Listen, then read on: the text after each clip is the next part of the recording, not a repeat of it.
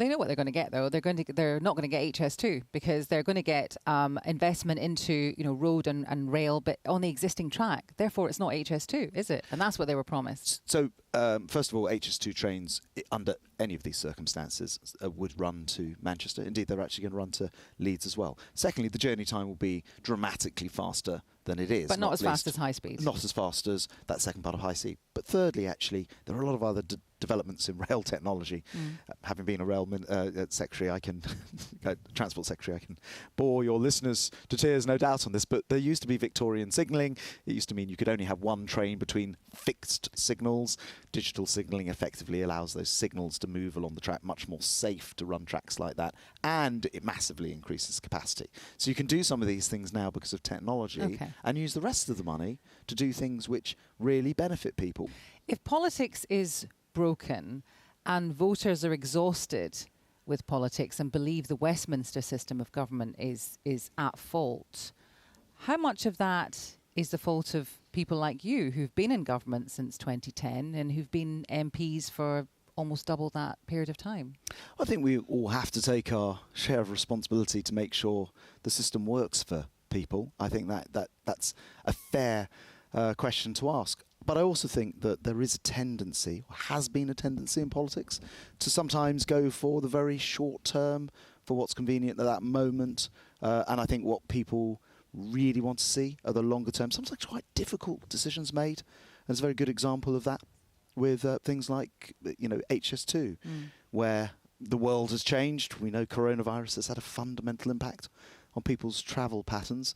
So how should you address that? And what you've got, and I think this is the kind of thing Rishi Sunak will be getting into in his speech today, is this idea that actually sometimes you should do things even though they're difficult in the short term because they're better for the long term. And that's, I think, what he means by fixing the system and having a sort of difficult decisions now, brighter future. Yeah.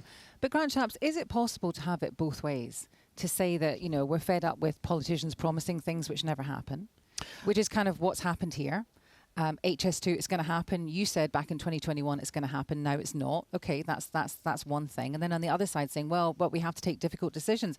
You're kind of having your cake and eating it. And I don't think voters like that. Well, I think what voters do fundamentally understand is the world has changed because we had a 1 in 100 year coronavirus situation which stopped people from travelling.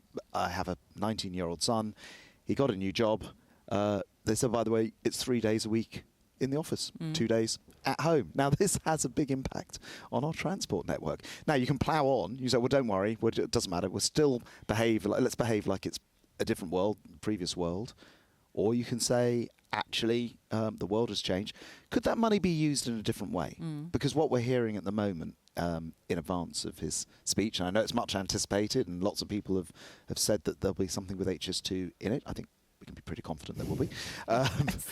You heard it here first, Times Radio. What we haven't heard is the other side of that tens of billions of pounds. What could that bring to communities across the country and across the north that they don't have at the moment, which could really help with people's lives? These decisions aren't always popular, but I think Rishi's right to be prepared to consider them, think them through in detail, and set out his plan for sort of the brighter future. Well, they know what they're going to get, though. They're not going to get HS2 because they're going to get investment into road and rail, but on the existing track. Therefore, it's not HS2, is it? And that's what they were promised. So, first of all, HS2 trains, under any of these circumstances, would run to Manchester. Indeed, they're actually going to run to Leeds as well. Secondly, the journey time will be dramatically faster than it is. But not as fast as high speed. Not as fast as that second part of high speed. But thirdly, actually, there are a lot of other developments in rail technology. Having been a rail secretary, transport secretary, I can bore your listeners to tears, no doubt, on this. But there used to be Victorian signalling. It used to mean you could only have one train between fixed signals.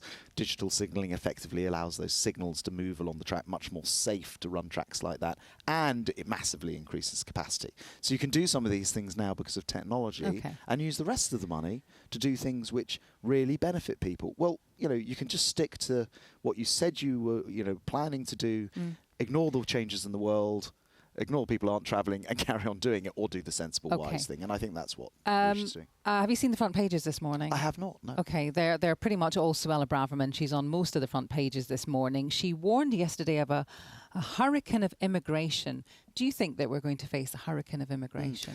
Well, in my role as Defence Secretary, I deal with every day the sort of things which could create that global situation. We've already seen what's happened in Ukraine, which pushed a lot of people out of Ukraine, 1 million people to Poland. Some of whom you hosted. I hosted 3 in my own house, that's right, for a year, Ukrainians, along with 100,000 other Brits. And so we've seen what happens when you get that kind of disruption. Just this weekend, I've sent a battalion to Kosovo, put that battalion under NATO control after a request from the Supreme NATO Commander Europe, because we know what happens if border disputes get out of control and people start moving around. So I think when Suella Braverman, the Home Secretary, was talking about this, she's referring to the possibility that we're living in a more dangerous world where people therefore shift around and move more. And she makes the absolutely correct point. We've already seen a lot of movement. We've just discussed it.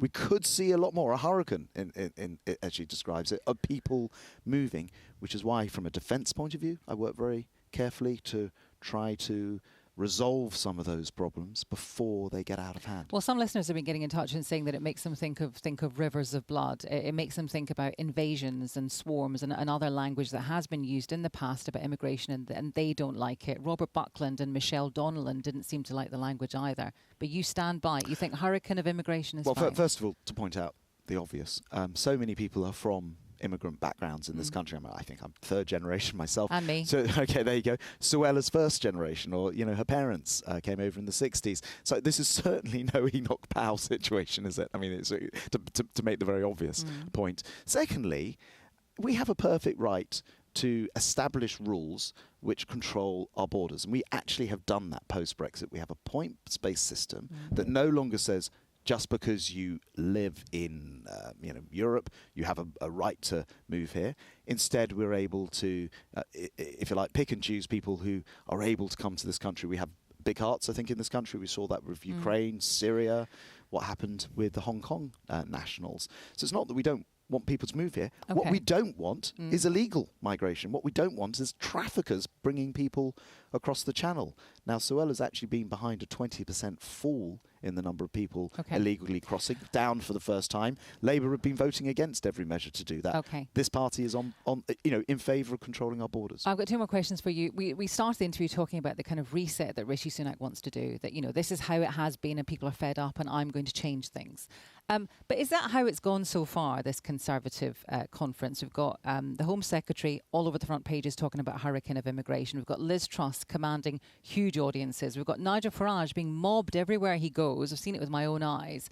Is this the Conservative Party speaking to the country or appealing to its base? Well, look, a conference, a party conference, is by its very nature made up of people who are particularly interested, will have lots of different views. It will be a sort of hot house of debate. There are hundreds of different fringes. But you need to where speak all to the these country issues as well. are being discussed. And today, and I hope that Times Radio will be first amongst them, we'll hear a speech from the Prime Minister where he sets out the sometimes very difficult long-term decisions. We talked about the HS2 thing, for example, and where that money could be spent. Not always popular immediately in the short term, but nonetheless, difficult decisions he makes for the long term for a brighter future. And I hope that by the end of today, what we will have heard is very broad, wide reporting of this kind of new approach to politics, which he will contrast with the way that Sir Keir Starmer will say anything, do anything, literally switch his position day to day on tuition fees, on NATO, which, by the way, he stood by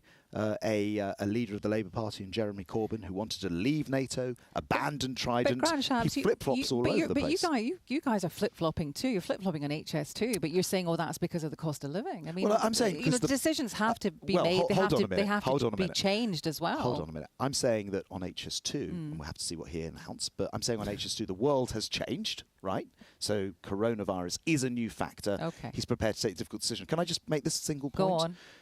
What has changed that should mean that he now believes we should stay in NATO, whereas he thought we should abandon it under Jeremy Corbyn?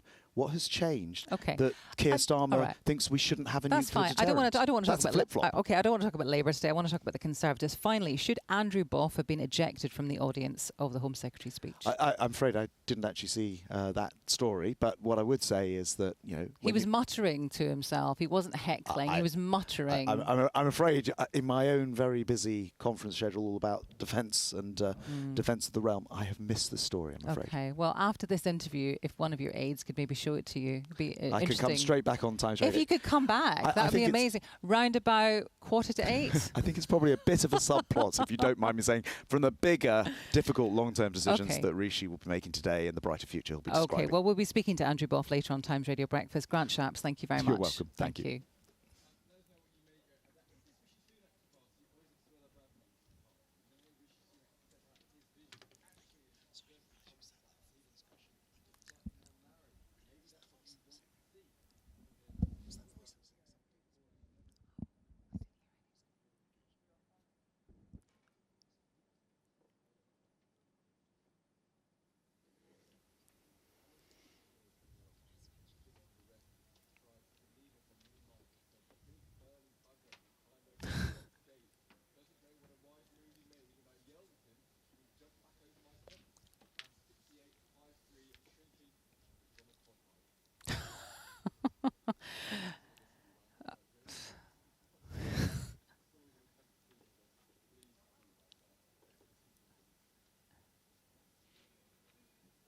Right, listening to Grant Shapps with Kate McCann, who's here with me in Manchester, Times Radio's chief political commentator. Kate McCann, Grant Shapps very much plays a straight bat, doesn't he? He's very much like, everything's fine, everything's fine, everything's fine. He's always done that. Was he effective at doing that today? I actually think he gave quite a lot today. He was the first Cabinet Minister to formally confirm that changes to HS2 are coming in the Prime Minister's speech today. And he says that HS2 trains will run to Manchester and Leeds as well. Now, that is an interesting addition because there is a lot of question about what will happen when it comes to Leeds. And there'll be those people who are listening to this, listening to me say that and say, well, it's not HS2 then. That is correct. I think what we're going to see from the government is a determined attempt to suggest that if HS2 trains are running on old track north of Birmingham, the HS2 is being delivered in some way. It's not the same thing. The track will be the same. The trains may well run on existing track. But the reason that Grant Shapps started talking about technology and signalling is because one of the questions is how you run trains of the capacity that was intended on the track that exists without major changes. So we're going to clearly see some more on that today, maybe not in the Prime Minister's speech, but maybe alongside it. Also interesting that Grant Shapps was talking about Suella Braverman's speech and saying it's not an Enoch Powell situation because there has been some real tension around the language that she used in that speech. It's fair to say, Lara Spirit was saying it earlier on today on this station, she was very pleased with it. You know, she was touring the events last night and receiving a huge amount of warmth actually from delegates and from MPs here who were very pleased with her speech too. I think Suella Braverman will feel happy this morning to see how much coverage she has on the front pages of the newspapers. Is this going to be Rishi Sunak resetting politics and resetting who he is and what he can do? Or has too much happened already at this conference for him to successfully do that?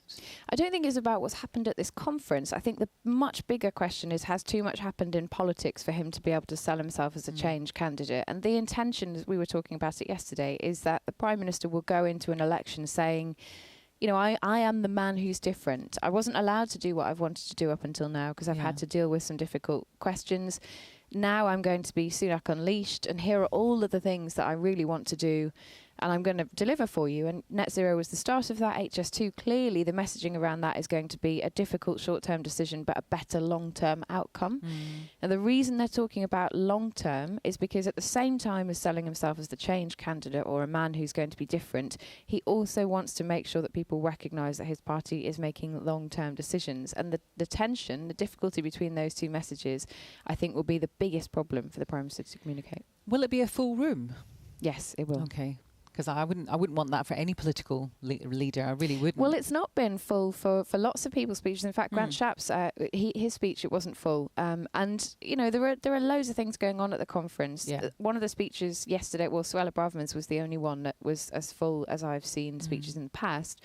But the Prime Ministers will always be full. And in fact, if you know, when we're on air later on today, you'll see a queue of people snaking around this conference venue, because anybody who's still here will want to go to that speech. In fact, media have to get a ticket to go. Okay. So it's But there is a rail strike today, though. there is, and there have been a lot of people who've left, but there will be, I mean, there are lots of MPs who are still here will have been forced to remain. And you know what, I think if you were here last night and you were here having a party, you'll probably drag yourself out of bed for it, I reckon. Okay. Did you go to any parties last night? I did. Well done, you. Thank you. I was asleep by 9.